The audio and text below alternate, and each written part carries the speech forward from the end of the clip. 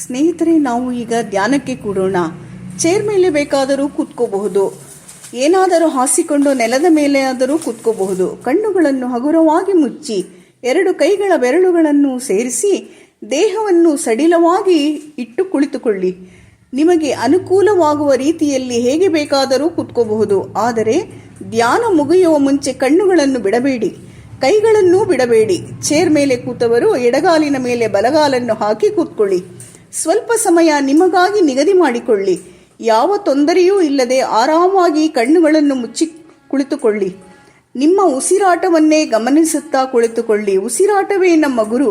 ಆದ್ದರಿಂದ ನೀವು ಕಣ್ಣು ಬಿಡುವ ತನಕ ಉಸಿರಿನ ಮೇಲೆ ಗಮನವಿರಲಿ, ಮತ್ತಿನ್ನೇನು ಮನಸ್ಸಿಗೆ ಬಾರದಿರಲಿ. ಸಮಯದ ಹಂಗಿಲ್ಲ, ನಿಮಗೆ ಎಷ್ಟು ಹೊತ್ತು ಸಾಧ್ಯವೋ ಅಷ್ಟು ಹೊತ್ತು ಕುಳಿತುಕೊಳ್ಳಿ. ಯಾವುದೇ ಕಾರಣಕ್ಕೂ ಕಣ್ಣುಗಳನ್ನು ಬಿಡಬೇಡಿ. ಈಗ ನಾವು ತಾಯಿ ತಂದೆಗಳಿಗೆ, ಗುರುಗಳಿಗೆ ನಮಸ್ಕರಿಸುತ್ತಾ, ಜಗತ್ತಿಗೆ ಧ್ಯಾನವನ್ನು ಭಗವದ್ಗೀತೆಯ ಮೂಲಕ ಪರಿಚಯ ಮಾಡಿದ ಕೃಷ್ಣ ಪರಮಾತ್ಮನನ್ನು ನಮಸ್ಕರಿಸುತ್ತಾ, ಈ ಧ್ಯಾನವನ್ನು ಜನರಿಗೆ ಪರಿಚಯಿಸಿದ ಪಿತಾಮಹ ಸುಭಾಷ್ ಪತ್ರಿಜಿಯವರಿಗೆ ವಂದಿಸುತ್ತಾ, ನಮ್ಮ ಧ್ಯಾನಕ್ಕೆ ಅವರನ್ನು ಆಹ್ವಾನಿಸುತ್ತಾ ಧ್ಯಾನ ಮಾಡೋಣ. ಲೋಕದ ವಿಶ್ವಕಾಂತಿ ಶಕ್ತಿಯು ಸಹಸ್ರಾರದ ಮೂಲಕ ನನ್ನೊಳಗೆ ಪ್ರವೇಶಿಸಲಿ. ವಿಶ್ವಕಾಂತಿ ಶಕ್ತಿಯು ನನ್ನ ಧ್ಯಾನಕ್ಕೆ ಸಹಕರಿಸಲಿ ಎಂದು ಕೇಳಿಕೊಳ್ಳಿ. ವಿಶ್ವಕಾಂತಿ ಶಕ್ತಿಯು ದೇಹದೊಳಗೆ ಹರಿಯುವುದು ನಿಮಗೆ ತಿಳಿಯುತ್ತೆ.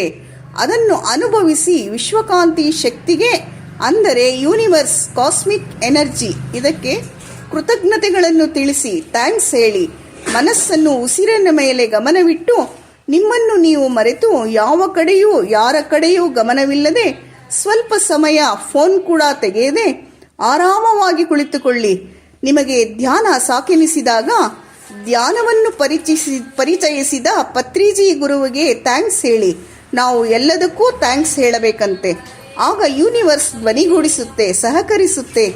ಕೈಗಳನ್ನು ಬಿಡಿಸಿಕೊಳ್ಳಿ. ಕಣ್ಣುಗಳ ಮೇಲೆ ಬಟ್ಟಲಿನಾಕಾರದಲ್ಲಿ ಇಟ್ಟುಕೊಳ್ಳಿ.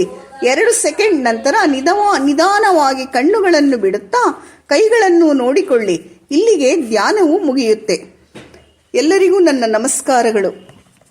ಧ್ಯಾನದಿಂದ ನಮಗೆ ಯಾವ ರೀತಿ ಪ್ರಯೋಜನಗಳು ಆಗಬಹುದು ಅನ್ನೋದನ್ನ ಇನ್ನೊಂದು ಆಡಿಯೋದಲ್ಲಿ ತಿಳಿಸ್ತೇನೆ. ನಮಸ್ಕಾರ ಸ್ನೇಹಿತರೆ.